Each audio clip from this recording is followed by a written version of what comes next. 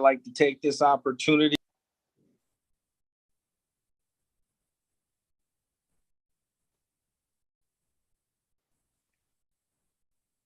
Where'd Mike go?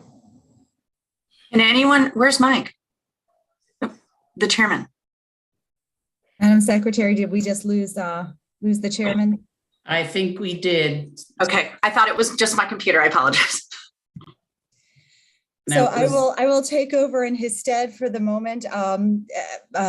Our chairman is having some Wi-Fi issues, so hopefully he'll be back in. But I would go ahead and like to start the meeting and welcome everyone. And I believe that Delegate Howard is going to lead us today in the pledge and the prayer. That's correct. Good morning, everyone.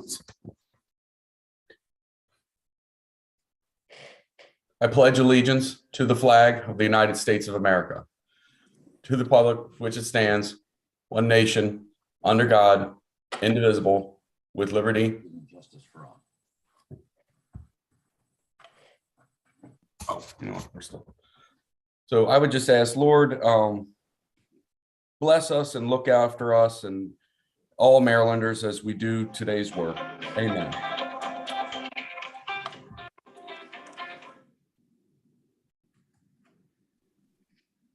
Thank you very much, Delegate Howard. Before we get started, I'd like to welcome our guests. We are always welcoming our senators. Oh, and it looks like Chair Rogers is back online. Chair Rogers, we were just welcoming our guests, so I'll turn it back over to you. So thank you so much, Vice Chair Bagnall. That is the perfect example of what happens when you push the wrong button. So I pushed the wrong button and I was thrown out of the meeting. So as Chair Bagnall was saying, we want to thank all of our guests. You know, we have our senators who typically drop in. So I will recognize Senator Sarah Elfra, Senator Pam Bido, Senator Jim Rosapep, Senator Simon Ayers, Senator Ed Riley, Brian Simon Ayers, Senator Ed Riley.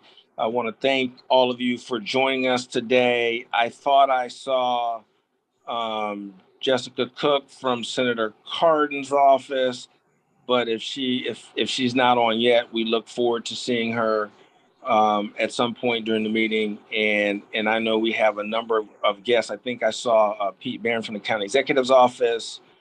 And I know we have some guests who will be speaking to us later, and we'll introduce them at the appropriate time. So with that, we will move to a couple House bills today that we have to vote on. We'll start with House Bill 683, Anne Arundel County Republican Central Committee elections and sponsors Delegate Saab. Are there any questions? Hearing no questions, is there a would someone like to move the bill? Move the bill. Move the bill. Second. It's been moved and properly seconded. Sienna, could you take the roll? Vice Chair Bagnall, Yes. Delegate Barnes, Yes. Delegate Bartlett, Yes. Delegate Carey, Yes. Delegate Chang, Yes. Delegate Chisholm, Yes. Delegate Henson, Yes. Delegate Howard, Delegate Howard, Yes.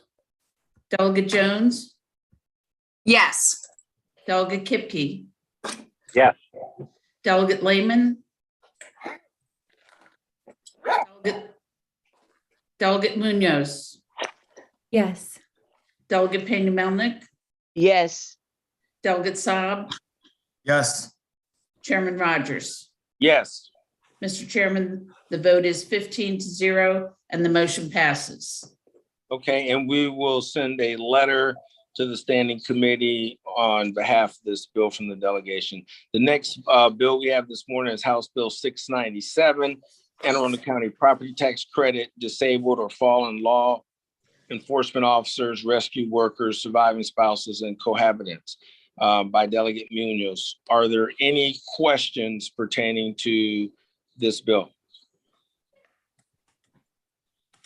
Seeing none, Sienna, could you take the roll? Mr. Move, Mr. Yeah. move the bill. Mr. Chair, you had a hand up, Delegate Henson. Oh, I'm sorry, Delegate Henson. Okay. Thank you, Mr. Chairman, and thank you to the bill sponsor for reaching out to answer some questions that I had at our last hearing. I think when we wrapped the phone call, there was still one remaining question. I was trying to understand the difference in treatment between our law enforcement and corrections officers and our EMS workers. The EMS workers have a qualifier on being able to access the benefit that says so long as their injury is not the result of their willful misconduct, or I don't have the bill in front of me at this time, but that qualifier was not there for our law enforcement officers. So I wanted to better understand the history of, us treating those two groups differently. Yeah, thank you for your question. And I think as we discussed yesterday, that wasn't a portion that myself or Delegate Jones really touched when we were working on the portion of this code. We were just expanding this for Anne Arundel County this time around. And as we discussed, I would be open to, working on that in the future, but the disparity between the code and the two sections and these two groups was not something that I looked at or I considered when trying to just expand this to people like Mr. Randy Smith, who spoke on how this would affect him and his family. To briefly explain my vote, if there is not the opportunity to amend the bill to be able to create parity between our law enforcement officers and corrections officers and our EMS workers, and without a compelling reason that's there, I will not be able to support the bill, but I definitely wholeheartedly support the intention behind the bill, and I hope that there will be opportunities in the future to buff that out. Thank you so much, the sponsor and Mr. Chair. All right. Are there any other questions? Is there a motion on this bill? The bill's been moved and seconded. Second. Okay, our correction. All right. So, Senate, please take the roll. Vice Chair Bagnell, Yes. Delegate Barnes, Yes, and explain my vote. I understand what Delegate Henson's saying, but it appears that that's existing law. So as far as this bill goes, yes, you can look at the existing law down the line. Delegate Bartlett, Yes. Delegate Carey, Yes. Delegate Chang, Yes. Delegate Chisholm, Yes. Delegate Henson.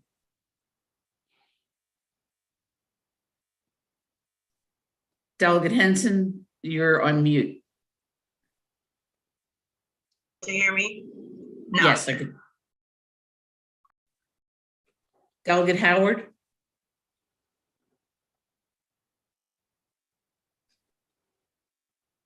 Delegate Howard,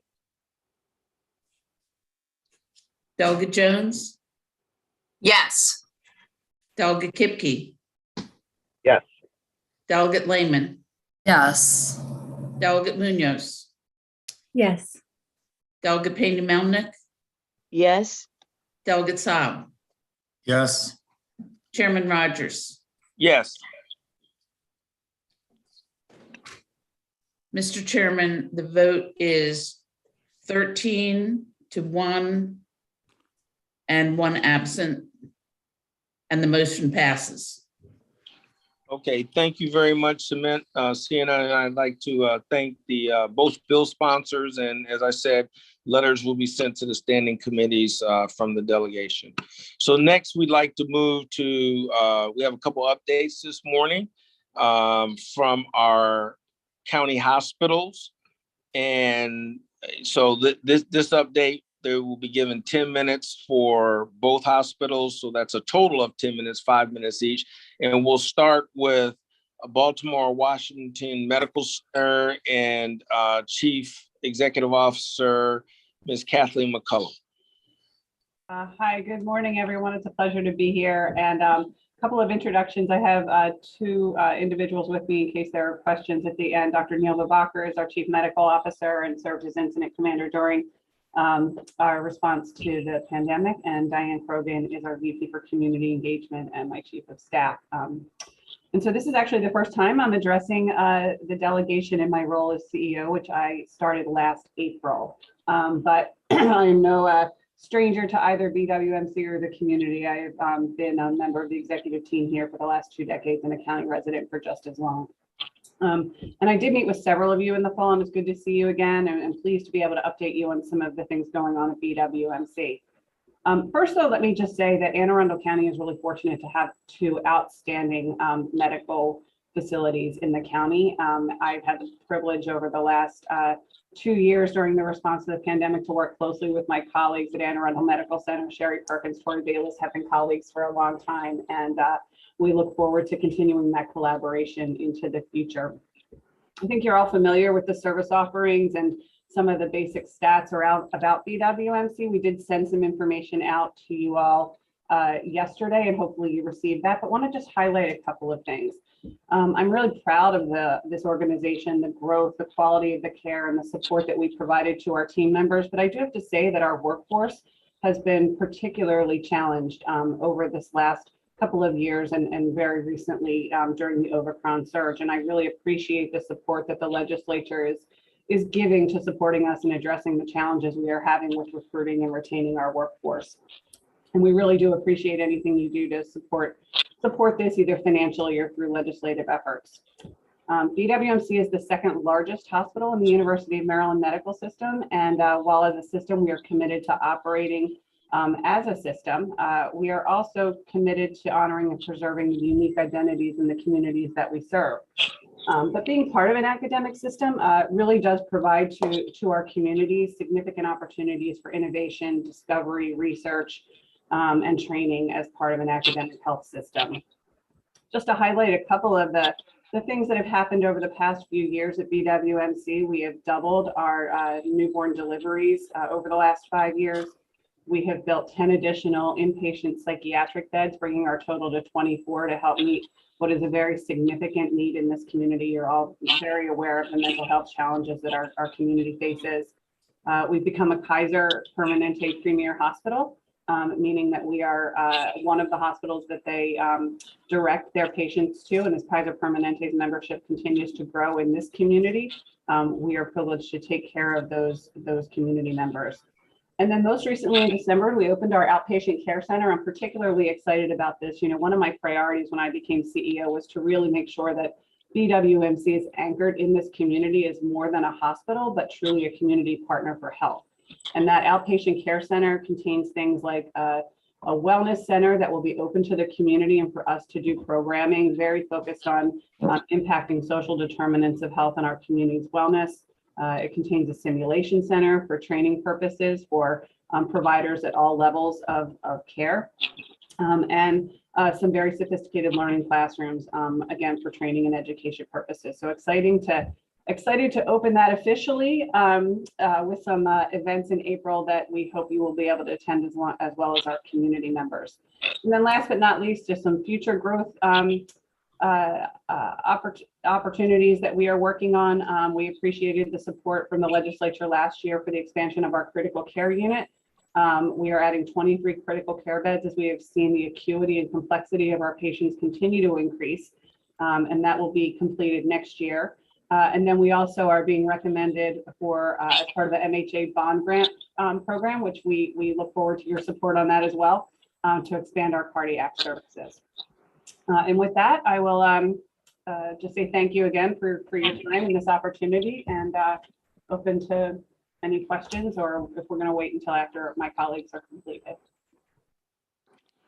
Absolutely. Thank you so much for the presentation. And at this time, I would ask if any of the members have questions, and I'm going to ask Vice Chair Bagnall to flag, or just notify if there's any questions.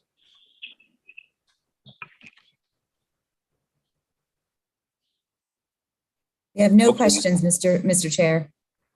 Thank you, Madam Vice Chair. So with that, we'll move to Chief Executive Officer, Ms. Victoria Bayless from Luminous Health, to do the Luminous Health presentation. I think we also have Dr. Sherry Perkins as well. Hey, good morning, and thank you, Mr. Chairman. It's nice to see all of you on this dreary Friday morning. We've gotten really good at this Zoom thing, so it's great to see all of you this morning. As the chairman mentioned, I am Tori Bayless. I serve as the CEO for Luminous Health, and with me is my colleague, Dr. Sherry Perkins, the president of Luminous Health and Arundel Medical Center. And I'll just give a couple of comments and then turn it over to Sherry for some updates. Great to see Kathy, Neil, and Diane on the phone as well. Certainly, we have been very focused over the past 2 years through the pandemic, and appreciate the partnership with our colleagues throughout the county and the region on the reaction and response to the pandemic.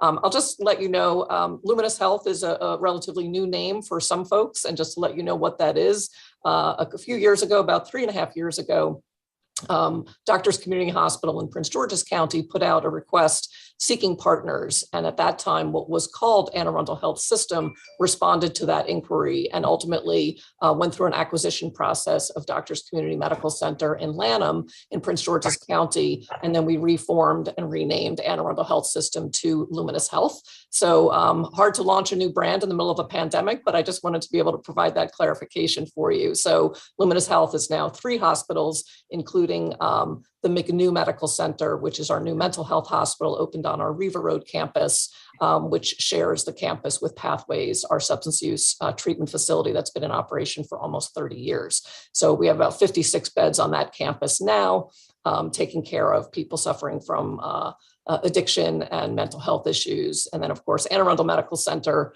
just celebrated 120-year birthday here in Parole and Annapolis, and then Doctors Community Medical Center. We've got about 80 sites of service around the region on the Eastern Shore and through parts of Southern Maryland, and are really happy to be able to meet the needs of the community and have really prioritized partnership. So I know Sherry will speak to some of those elements as well, but in the interest of time, let me go ahead and turn it over to Dr. Perkins. Thank you. Hey, thanks, Tori. And thank you, Chair Rogers and all the delegation. I want to emphasize also Kathy's comments. It really is a pleasure to be able to do the work that we do as partners. And we are longtime colleagues and partners in this work. And we think the county is so well supported. We work very closely with Neil and Kathy and Diane. I also want to say, as I look across this gallery, we are very mindful anytime we speak in our community or with our colleagues that every one of you has had a unique experience across this 2 years of probably loss and change. And we also hope. So I have to start every discussion with get your booster and take somebody with you. All right. So just as kind of in parallel with Kathy, just a quick reminder to augment just a tiny bit what Tori had to say. People often think of us as our front doors. We also are, we're 2 big, busy hospitals here in Anne Arundel County. We often are described as the 3rd busiest hospital in the state of Maryland. And some of those indicators are an extraordinarily busy emergency department, often the busiest emergency department in the state.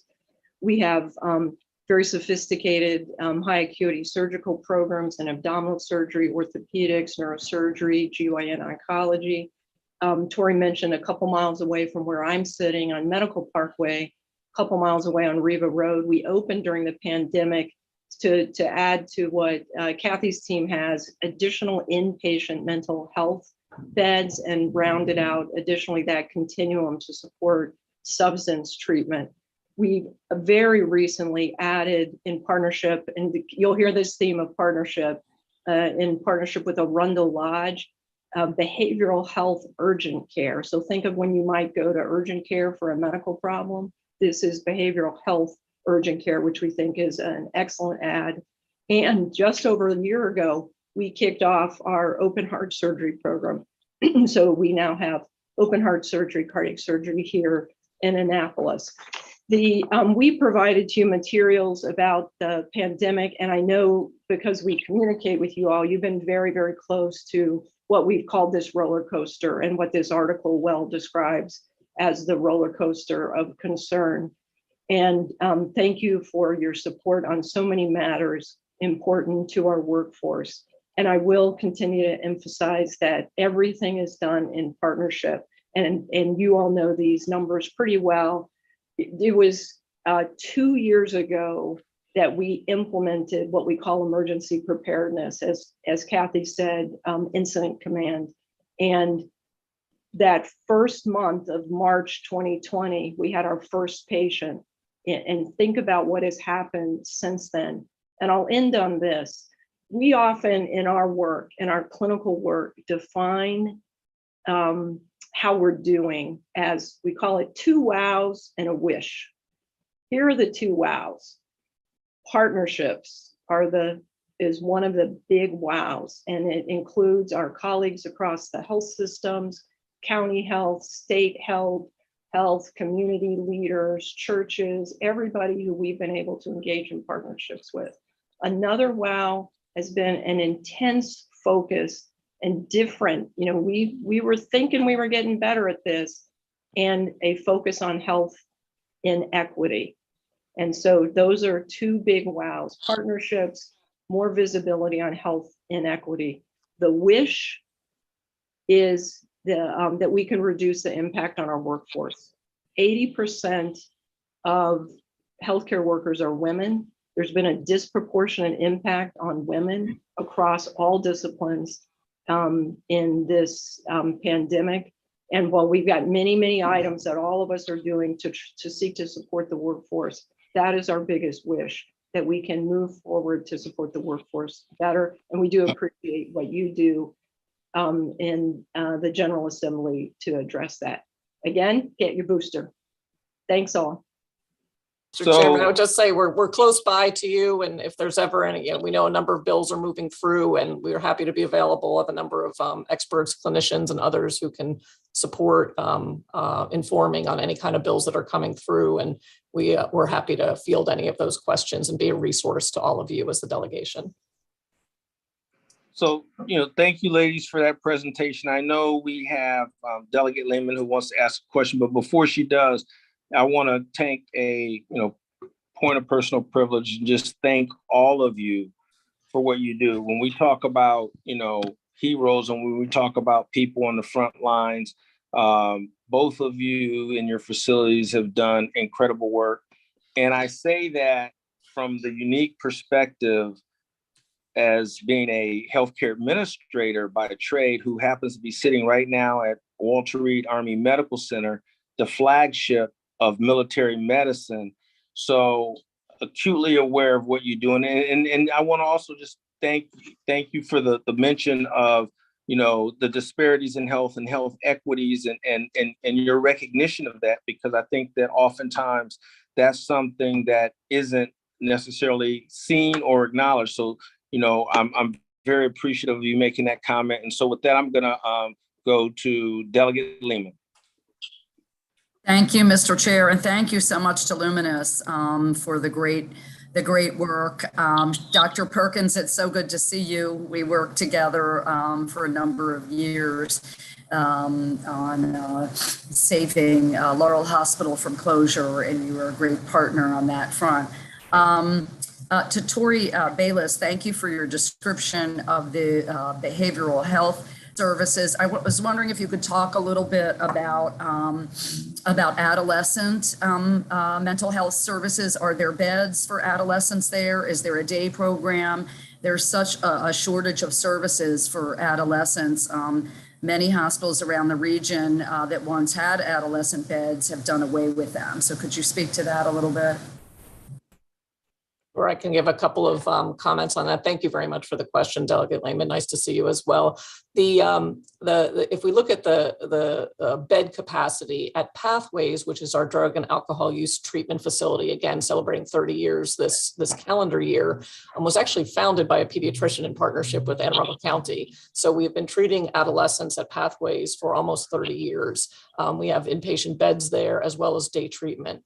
At the mental health hospital on that campus, we don't have inpatient psychiatric adolescent beds, but we do have day treatment program, outpatient services.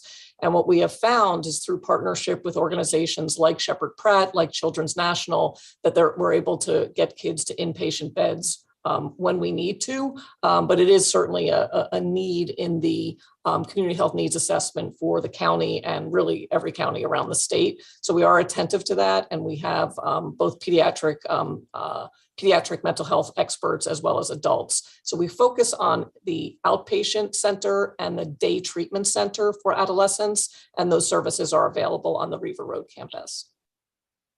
Okay. I would say more is needed for sure. But I think some of that specialization and getting to a number of beds, and there's a separate certificate of need process and licensing for adolescent beds separate from adults. So that's an additional process that we would have to go through and think about relative to the community health needs assessment being updated, I think, in the next year. Absolutely. And thank you for that response. Very quick follow-up, Mr. Chair, if I could ask. So just to clarify, that you have not closed the door to, maybe at some point in the future, reevaluating whether to add adolescent beds, psychiatric beds. No, the door is definitely not closed. In fact, at the McNew facility, we have shell space in that building. When we built it out to try to be smart with our use of dollars, we have shell space in that building for future expansion. And the campus there, in partnership with the county, also has campus expansion capabilities. Great, thank you so much. The chair recognizes Senator Vital, followed by Vice Chair Bagnall. Mr. Chair, thank you. Thank you for giving me the opportunity to ask a question. And first, I want to follow up with what you said, thanking both of our hospitals for the work they've done, particularly through these last 2 years of the pandemic. You have been absolutely amazing. I serve in finance, and so we have about 5 bills, maybe 6, trying to find ways to create more programs to get nurses and medical personnel, to increase. We see this huge job shortage coming in a couple of years.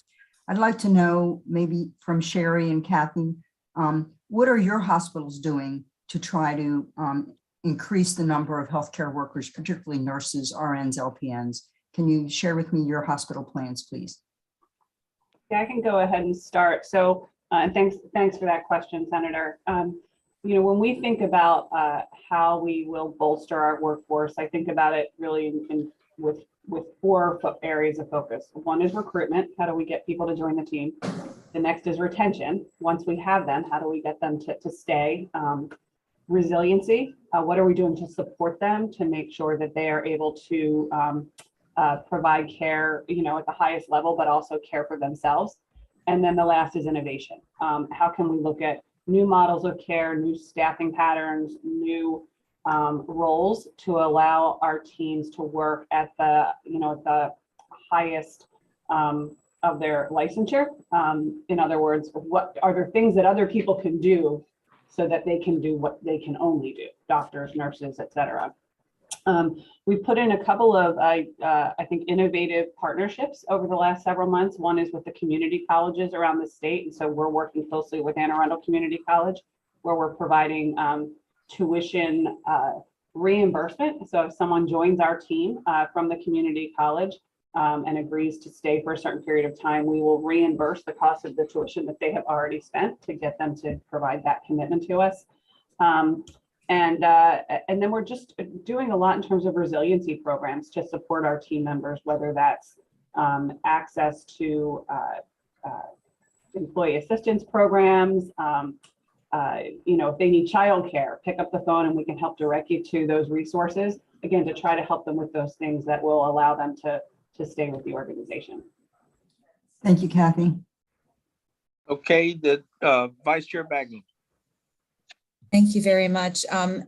Thank you all so much for this presentation and for all your work during the pandemic. I just wanted to circle back on the mental health urgent care, which I think is a really exciting model for us. But I wanted to know if you could speak a little bit to the education piece, because having these incredible resources, if people don't know about them, they're not as an effective resource. So how are we educating the community about this resource, and what can we do at the state level to help amplify that message that we have this unique and meaningful resource in our backyard? Thanks for that question. One of the, a couple ways we want to do that. We want to do it through broad public information, as well as connection with emergency departments, other providers, county resources like mobile crisis, so that as we think about who is very likely to connect with a patient and a family, to direct folks to those resources. So we've done a lot of that kind of outreach. And we of course need to amplify it because it is a great resource. Thank you so much. You bet. Okay, with that, we're going to move on. Well, first, I want to say again, thank you for all that you do. We certainly appreciate all the efforts that both Luminous and BWMC do to support our communities day in and day out. We invite you to hang on and remain with us if you can. So next, we'll move on to Skip Auld, the CEO of the Anne Arundel County Public Library, for an update. You have 5 minutes. Thank you, Chair Rogers, and thank you to the delegation. I'm going to share my screen. I have about 10 slides, and I'll work through these in 5 minutes. And here we go. Actually, okay, I'm getting screen sharing. Hold on.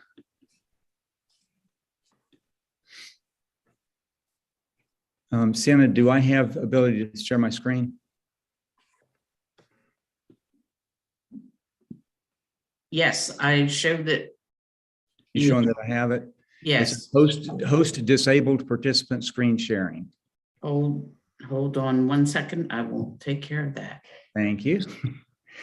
In the meantime, what I'm going to be talking about are some of the things going on in the library. The community pantry at Discoveries has been going gangbusters. We've been doing vaccine clinics. And I'm going to talk about some of our capital projects. And especially I want to talk about the Center for Community Engagement that we're seeking funding for from the county.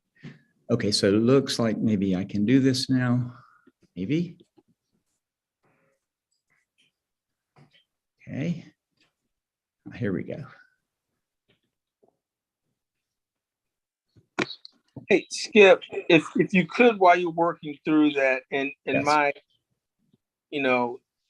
urge to try to get us through this by 9:30. I think Senator Vital was looking for an answer from Anne Arundel County Medical Center for her question as well. So I wanted to give Anne Arundel County Medical Center the opportunity to answer her question, Senator Vital's question. Okay. Thanks, Chair Rogers. I'll amplify with maybe just a tiny bit of detail what Kathy, we align very much on the same strategies and a recognition of the workforce. I'd say very specifically, I'll name a couple of things that are focused on at a national level, because part of what we know here, this isn't hospital to hospital competing against each other. It's changing the work environment. And let's use nursing. I serve on a national task force of the American Nurses Association related to this. And there are 5 specific actions, and they align with some of what you're paying attention to. One of the very specific actions is have a safe work environment. Nurses should not feel threatened when they're in the work environment to incivility. We speak very specifically, remember in acute care hospitals, we're staffing 24/7. We have to manage flexibility, and 90% of the workforce for nursing are women. We have to manage compensation differently. And then we don't have excess revenues to manage that compensation. There's a lot of attention that Kathy touched on to the concerns for mental health and post-traumatic stress disorder that the pandemic has realized. And then also to Kathy's point, we talk about care models and making sure that through state mechanisms, other mechanisms, we're creating easy pathways for entry into practice and not having unnecessary restraints on practice so that everybody can practice at the top, what we call the top of their license, whether it's a nursing assistant, a licensed practical nurse, a registered nurse. Well, I focused on nursing here. Many of these same concepts apply to all of our disciplines of healthcare workers. Thank you for coming back to me. Yes, ma'am. Thank you so much. All right, Skip, You're on. Okay. Okay, so hopefully you have all seen our rebrand and new logo. This is it. And we kind of think of it as the library at the center, reaching out to the entire community. That's kind of the heart of what this logo is all about. Have a lot of people using the library. Over 50% have library cards throughout our county. When we opened our community pantry, we had several of you able to be with us for that grand opening day. You can see in the photo on the right, Delegate Henson, Senator Elfreth, Delegate Jones, Councilwoman Rodvian, and Alderwoman Pendel Charles. This pantry has, since we opened, not even a year now, we've served over 2,000 people. Close to 1,300 of those have been children. 72% of these families, and keep in mind, we're open every Saturday from 10 to 12 in the morning. 72% are Spanish speaking, and we've had Centro de Ayuda come many, many times. A couple of times they have specifically been scheduling adults for vaccination appointments. There were 2 teen service projects that we had there that we had a bunch of donations that came in of menstrual products. So the teen service projects, they were able to create 300 emergency period packs that went to Lighthouse Shelter clients as well as women at Chrysalis House Recovery Center over in Crownsville. So we're really pleased with that. And recently, the county has been offering a community pantry up at the Brooklyn Park Library that is more on an appointment basis, and that's kind of getting started now. Vaccine clinics, we had the first vaccine clinic of any library in the state, and we've had a number of them. We continue to host those. Tremendous partnership we have had with the county health department and Dr. Kalyana Raman over the past 2 years. We think it's been really helpful to our community. We've been distributing test kits and masks, well over 100,000 of each at this point. So I mentioned early the Center for Community Engagement. This is a major new initiative that we are seeking from the county. It will bring 8 vehicles that allow us to reach people that are in greatest need all throughout our county. A lot of people have transportation issues getting to a library. And frankly, we have a lot of people in our community for whom the library is just not in their consciousness. They're not library users. We want to go out, for example, to all the child care homes, the licensed child care homes, the child care centers, so we can really make a major dent in helping kids get ready for kindergarten. The idea is to have a trained staff member come in and do a story time and leave a collection of books and come every month, so there's consistency, and we really build learners from a very early age, especially among those people where the social determinants of educational attainment are kind of lined up against them. So we're really hoping we'll get funding for this either in full or in part. There's a lot of demands on every budget, as you know. I want to talk about some of the projects. Revere Beach Library was scheduled to open in the summer. Due to supply chain issues, there have been some delays, so we're looking at the fall now. But we had a great groundbreaking there, and as you can see, Delegate Kipke, Councilman Volke, the person next to him, next to Councilman Volke, is Faith Loudon, who is a community representative for Senator Simonaire, and County Executive Pittman. So we had a great grand opening. That's going to be a fantastic library, and I just can't wait until we can open. I hope many, if not all of you, can be there for that opening. We're also on track next year, next July, with fiscal 24 to start the new Glen Burnie Library. And we had a very exciting new development in that the Division of Cultural Resources in Planning and Zoning proposed, and we're all working together to have the Anne Arundel County Archaeology Lab and Local History Resource Center built as part of that project. We will be building on the site in Arundel. It's likely to be a 2-story facility, and the lower story will be the 8,000 or so square feet of the archaeology lab. The rest of the library will be on the upper level, giving us the ability to create some nice outdoor spaces and use that whole area. So we'll start selecting an architect next summer. Just a tremendous project we're looking forward to. Following that, we will have the new Millersville Library, and that will also be a total of a 40,000 square foot facility. That design starts in fiscal 27. It'll be in the Old Mill High School complex, we think. That's pretty much the way we've been watching sort of the dominoes fall of the high schools and middle schools and the library coming in.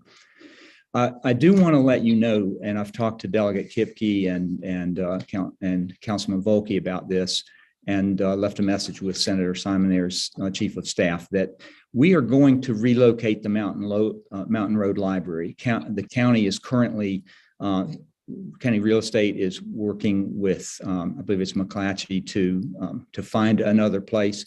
We've had a horrible situation there in terms of having to close. We've closed, piecemeal, day here, day there, week here, week there. It's been a really difficult situation. And so our Board of Trustees voted to end the stay there where we've been since the 1990s. And starting in fiscal 24, we are going to be looking to move to a new location. Don't know where that is yet, but we'll keep you posted.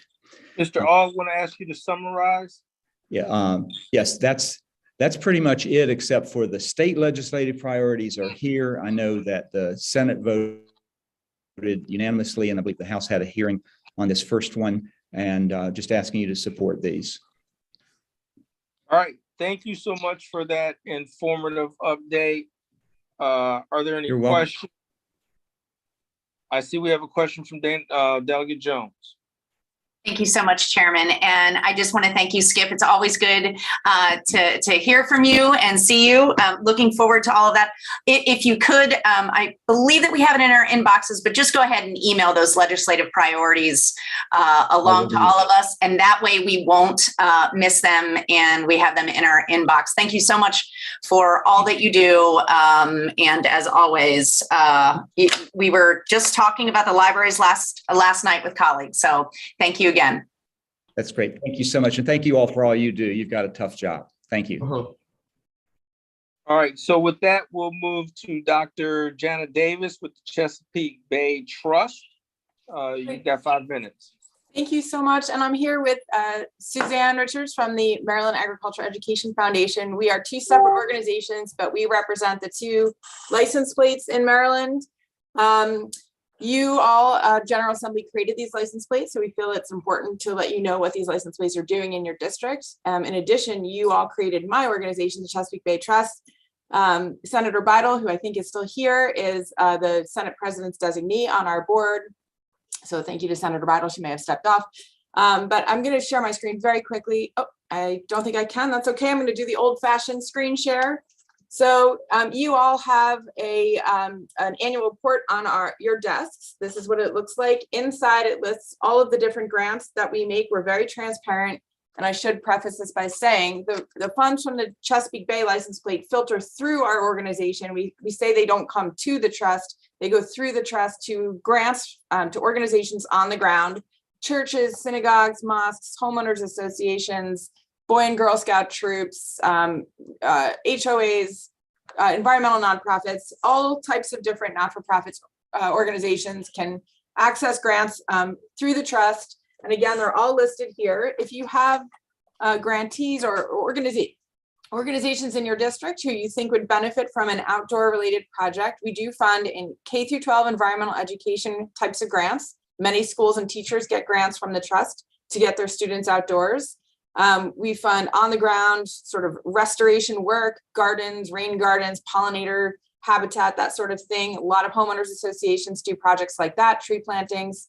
And we fund community engagement and a little bit of science. So if you do have a constituent in your neck of the woods who you think would be interested in a project, leading a project, one of the things we like to do is give people on the ground the power to do their own work. We feel that it instills a sort of stewardship ethic in them, and it gives them agency over their own work. So please send them our way. So we don't have an ask for you today. We really have an offer, and let us know if there's anyone in your districts that we can talk to or help. And I'll turn it over to Suzanne to talk about the ag tech. Thanks, Jenna. I'm Suzanne. That's my ag tag. The Maryland Agricultural Education Foundation works to help people understand the importance of agriculture in their daily lives. Most of us understand we got to eat, right? So we've been very far removed from agriculture, most of us. So it's important for kids and adults to learn about agriculture. At MAIF, we do that in a number of ways. On the elementary school level, we have a really successful program with our mobile lab units that go out, visit different schools. The students get to come out, actually do a science lesson in the mobile lab, and then head back in. They do some pre and post work in their classrooms. Over the past 2 years, we've done some work with virtual programming as well as kits that we can send out to schools. So when the labs were not able to go to schools physically, we could still send out programming.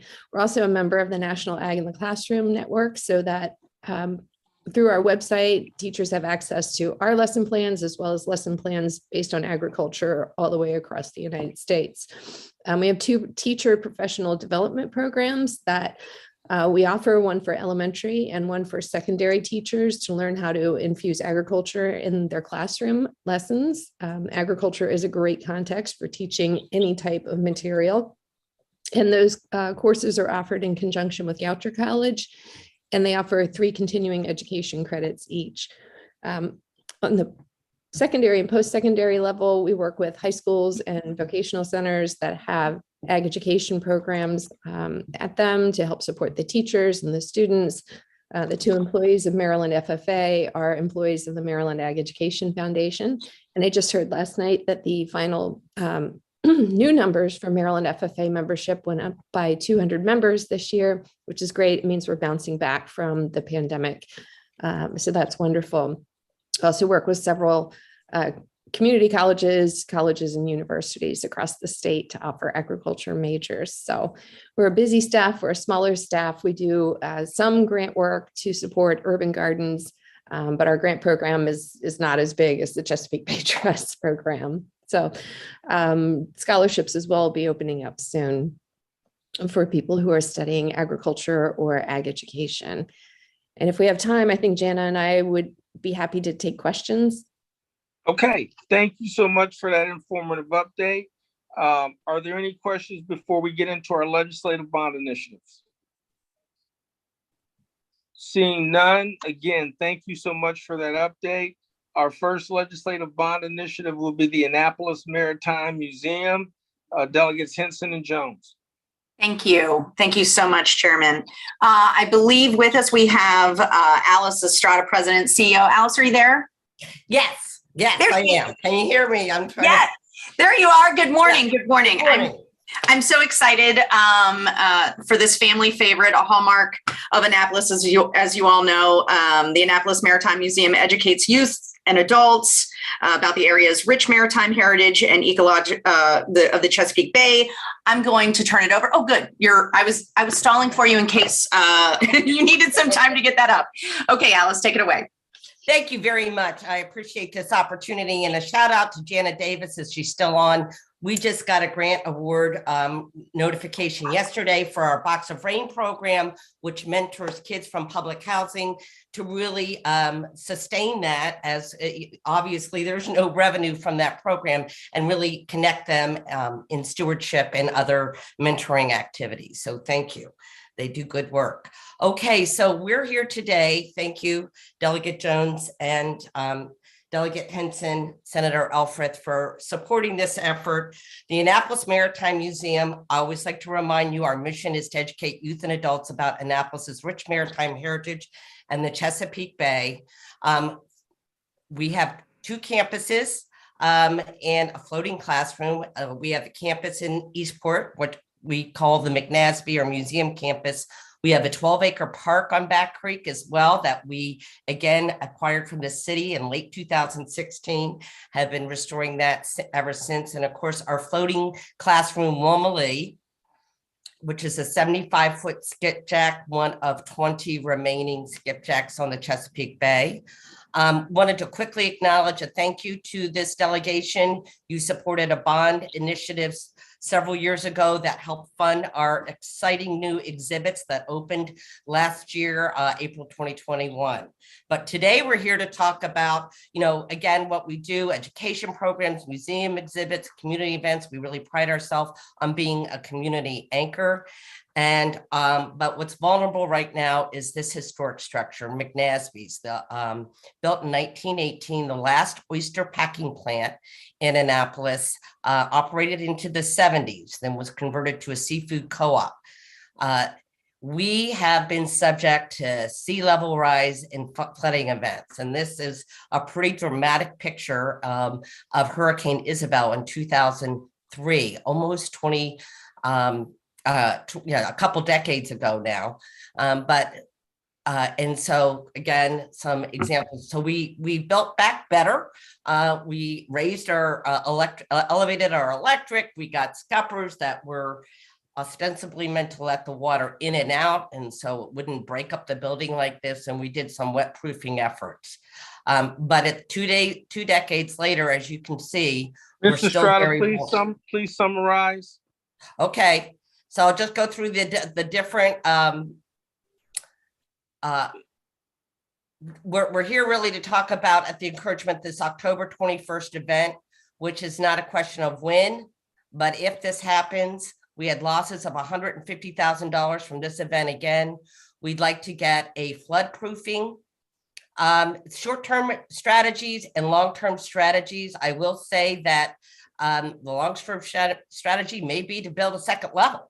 But we have been told that if we can get a concrete plan, of Virginia Smith, who's working with the city of Annapolis, assures us that there's literally millions of dollars available for FEMA to get some long-term solutions, but she says you need a plan first. So the request here today is for some short-term mitigation strategies, but also long-term, what's the end result? So hopefully to protect this beloved community anchor.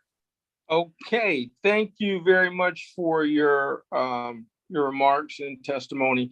Are there any questions?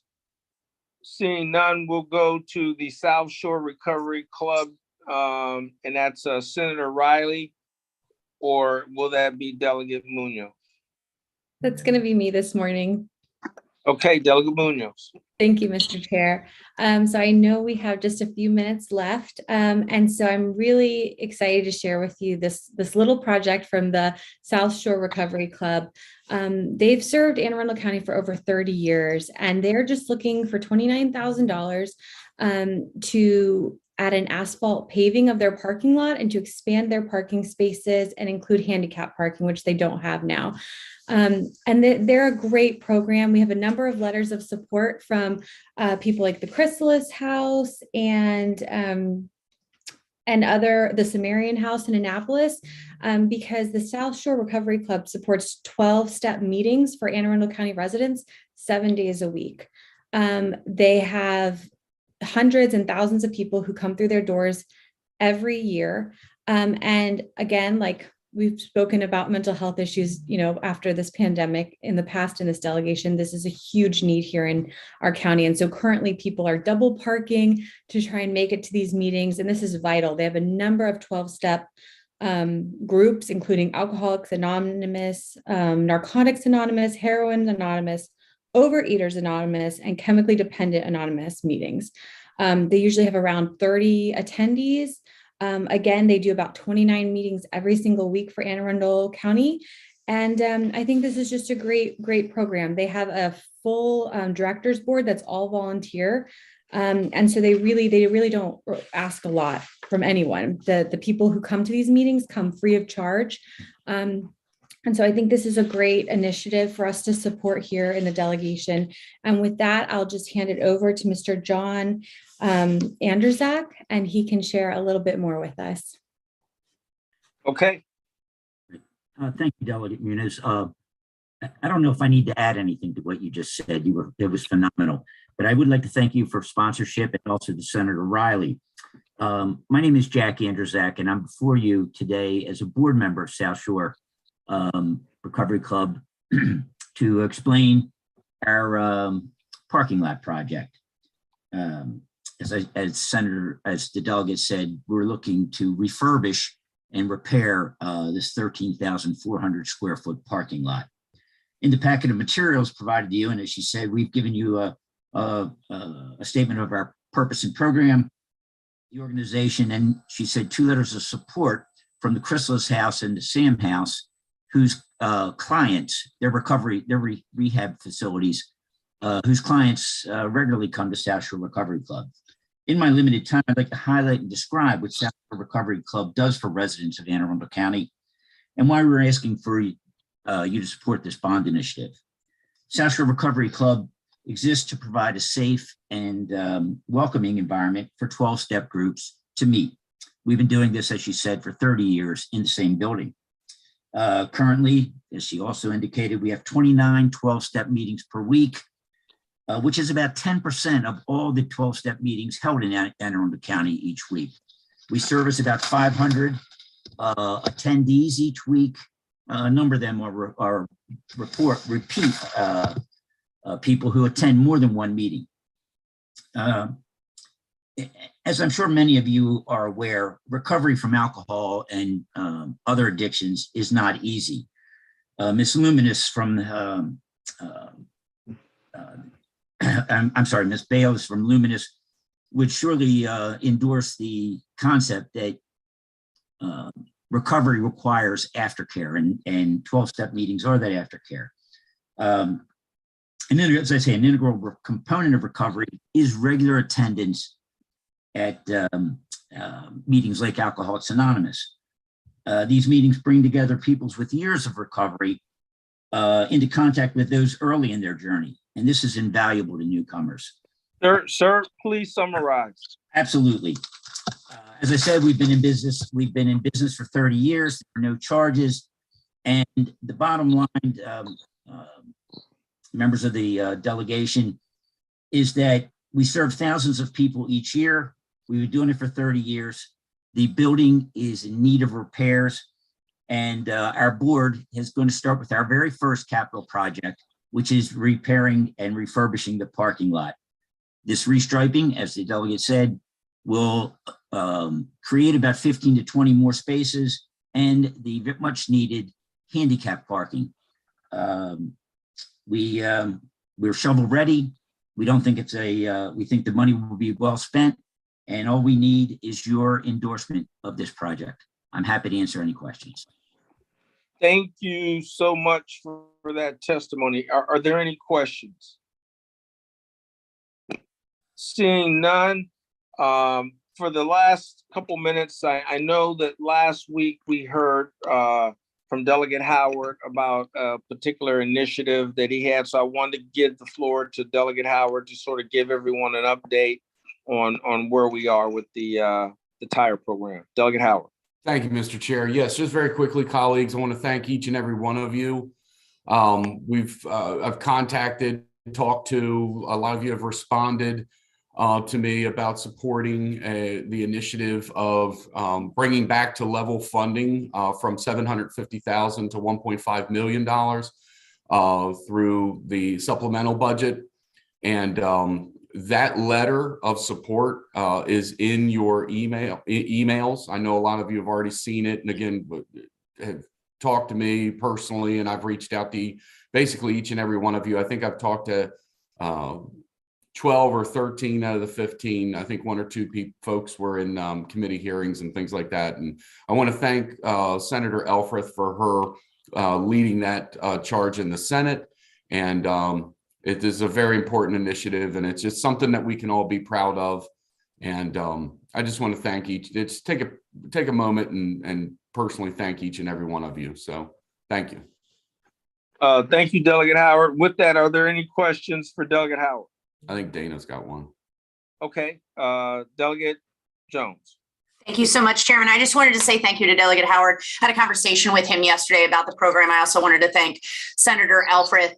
This is critical if we want to, keep our bay clean, right? I mean, at the end of the day, this is not only hurting those who need to dispose of these items, but also has an effect on our water. So thanks so much for getting to the bottom of this. And I'm happy that the both of you did the legwork and to sign on. Thanks. And special shout out to Delegate Mark Chang. Vice Chair, Chair for, giving me the few seconds here, and Mark for you and I talking about a good way to go about this. So thank you all again. All right, teamwork makes the dream work. So with that, I want to thank everyone for joining us this morning for our House delegation meeting. Is there a move for adjournment? Motion to adjourn. Is there a second? Second. It's been moved and properly seconded.